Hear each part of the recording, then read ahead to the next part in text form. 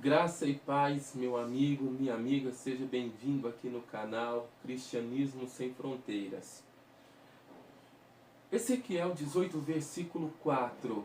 A alma que pecar, essa morrerá.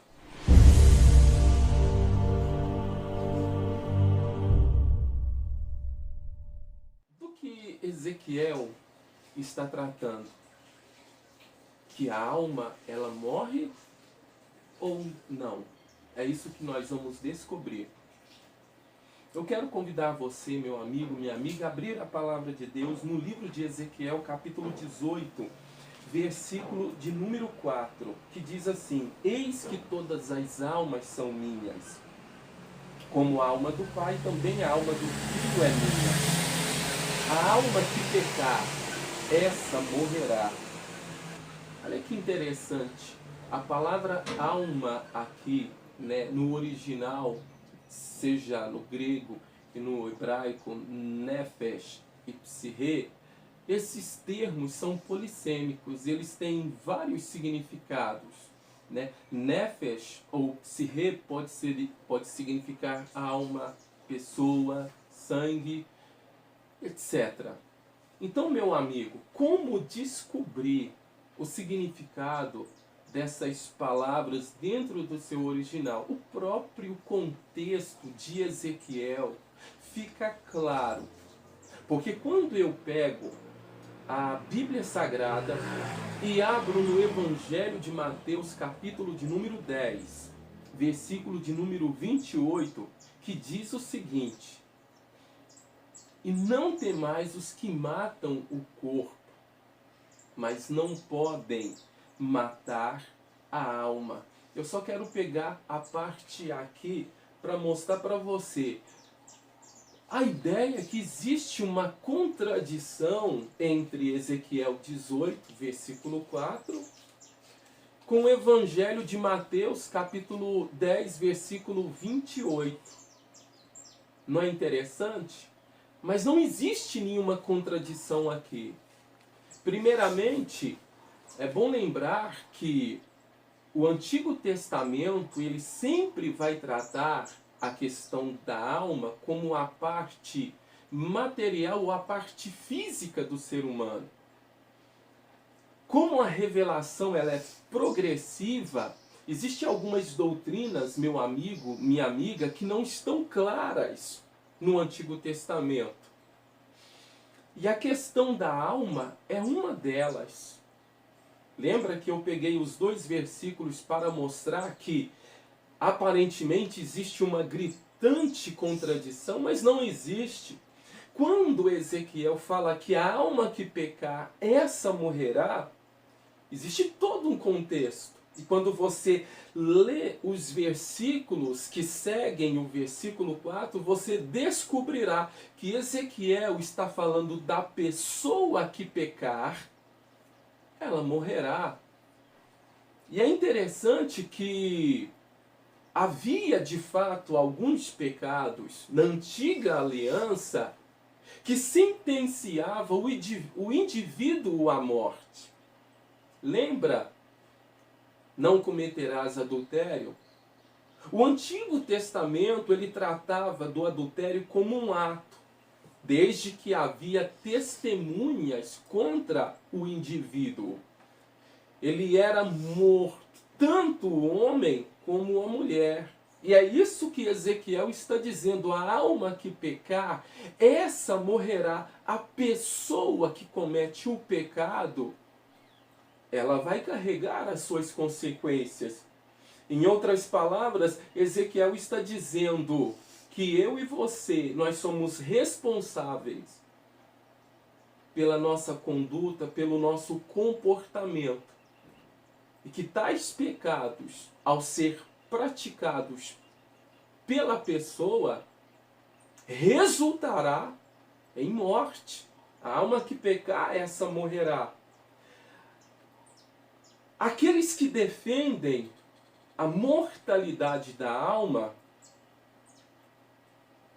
justamente eles pegam o livro de Eclesiastes, eu vou ler aqui para você, no capítulo 9, versículo 5, para defender a questão da mortalidade da alma. eles leem o versículo 5 de Eclesiastes, capítulo 9, porque os vivos sabem que hão de morrer, mas os mortos não sabem nada, coisa alguma. Só que uma coisa interessante dentro deste versículo é que nós precisamos enxergar este versículo na perspectiva do observador. Vou te dar um exemplo que você vai entender. Lembra de Josué quando ele orou e o sol parou? Mas na verdade nós sabemos que não foi o sol que parou. Na mente de Josué, o que estava em constante rotação era o sol. Para Josué, quando ele orou, o sol parou. Então é isso, na perspectiva do observador, os mortos não sabem nada. Mas, quando nós analisamos esta mesma doutrina, a doutrina da alma no Novo Testamento se torna muito mais claro. Olha que interessante. Se a alma, ela morre, como alguns afirmam, só que eu entendo que Ezequiel, no capítulo 18, versículo 4, ele está falando da pessoa e não da parte imaterial. A parte imaterial, ela será tratada no Novo Testamento. Assim como muitas outras doutrinas bíblicas que não estão claras no Antigo Testamento, elas se tornam mais claras no Novo. Um exemplo, a ressurreição. Quando você lê, Daniel no capítulo 12, falando sobre a ressurreição, a ideia é que haverá uma única ressurreição. Mas quando nós devagamos pelas páginas do Novo Testamento, nós observamos que não é bem assim. Percebe-se, meu amigo, que a doutrina da alma é muito complexa, mas Mateus 10, 28 deixa claro: e não temais os que matam o corpo, e não podem matar a alma. Aqui, o próprio Jesus está tratando da alma como uma parte imaterial. E eu quero convidar você a fazer um paralelo entre Mateus 10, 28 e Gênesis 2, versículo 7. Sabe por que eu estou convidando você a fazer esse paralelo? Porque Deus fez o homem. Deus criou o homem à sua imagem e sua semelhança. Mas até então não havia vida naquele boneco. Até que em Gênesis 2, 7, a Bíblia diz que Deus soprou um Neshama nas narinas do homem. O fôlego de vida. E o homem se tornou um ser vivo. Entenda isso, caro amigo, cara amiga, que o boneco, o ser humano, ele só passou a ter vida pós o sopro de Deus, pós o Neshama ser soprado nas narinas do homem, nas narinas do ser humano.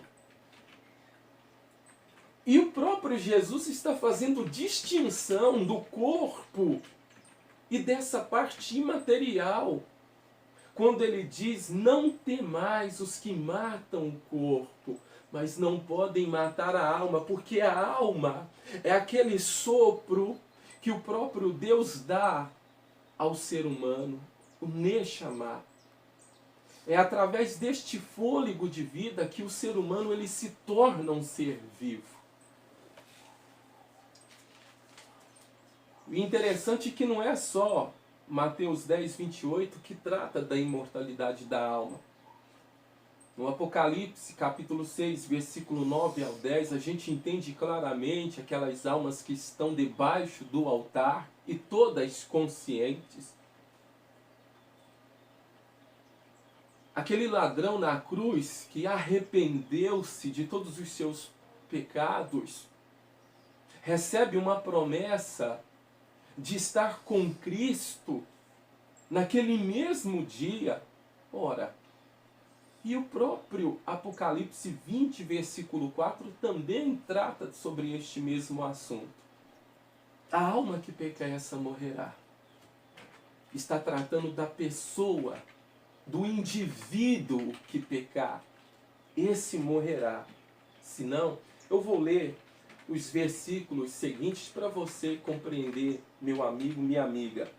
Sendo, pois, o homem justo e fazendo juízo e justiça, não comendo sobre os montes, nem levando os olhos para os ídolos da casa de Israel, nem contaminando a mulher do seu próximo, nem se chegando à mulher na sua separação, não oprimindo a ninguém, tornando ao devedor o seu penhor, não roubando, dando o seu pão ao faminto, cobrindo ao nu com veste, não dando o seu dinheiro à usura, não recebendo demais, desviando a sua mão da injustiça, fazendo verdadeiro juízo entre homem e homem, andando nos meus estatutos e guardando os meus juízos, para proceder segundo a verdade.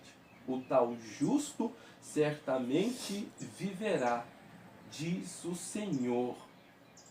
O povo hebreu carregava um conceito de que pais, ao cometerem algum pecado, os filhos sofreriam esse dano. E Ezequiel deixa claro aqui que a alma que pecar, essa morrerá. O pai que comete um erro, ele será responsável pelo seu erro. O filho que cometer um erro, ele será responsável pelo seu erro. É isso que Ezequiel está tratando. Diferentemente do Evangelho de Mateus 10, 28, o corpo, de fato, ele morre. Mas a alma, Jesus deixa claro, não podem matar a alma. Quero eu, meu amigo, minha amiga, agradecer a você por ter ficado conosco esses poucos minutos. A minha oração é que Deus abençoe a sua vida, abençoe a sua família. E para concluir, eu quero mostrar o seguinte a você. Para concluir, eu quero mostrar 2 versículos bíblicos que mostram uma coisa interessante. Principalmente para aqueles que acreditam na aniquilação da alma.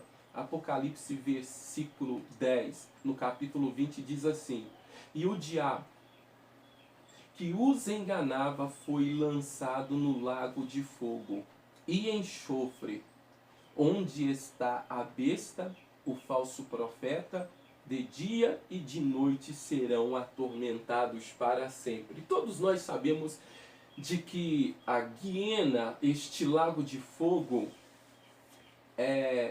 foi preparado. E no juízo final, as pessoas cujos nomes não estiverem escritas no livro da vida serão lançados neste lago de fogo. É interessante que aqui no versículo 10 está dizendo que o diabo que os enganava foi lançado num lago de fogo e enxofre, onde está a besta e o falso profeta, e de dia e de noite serão atormentados para todo sempre. Preste atenção, serão atormentados para todo sempre. E no versículo 15 do mesmo capítulo 20, e aquele que não foi achado escrito no livro da vida foi lançado no lago de fogo. Todos nós sabemos que haverá o juízo final, aonde todas as pessoas serão julgadas pelos seus atos que cometeram. E o versículo 15 deixa claro, aquela pessoa cujo nome não foi escrito no livro da vida, ele será lançado no lago de fogo. E eu quero fazer um adendo. Mas para que ele será lançado no lago de fogo? Está claro no versículo 10. E de dia e de noite serão atormentados para todo sempre. Então, o tormento ele será eterno. Então, contradizendo essa aniquilação de que alguns defendem, mas o texto de Apocalipse 20, versículo 10, deixa claro que todos aqueles que forem lançados ali, inclusive pessoas cujos nomes não estão escritos no livro da vida, serão lançadas lá e serão atormentadas para todo sempre. E eu finalizo aqui agradecendo a você, amigo, agradecendo a você, minha amiga. Quero eu pedir a você, se inscreva no canal, compartilhe, faça aqui o seu comentário. E a minha oração é que Deus possa abençoar a sua vida. E até o próximo vídeo, se Deus quiser. Um forte abraço e até mais.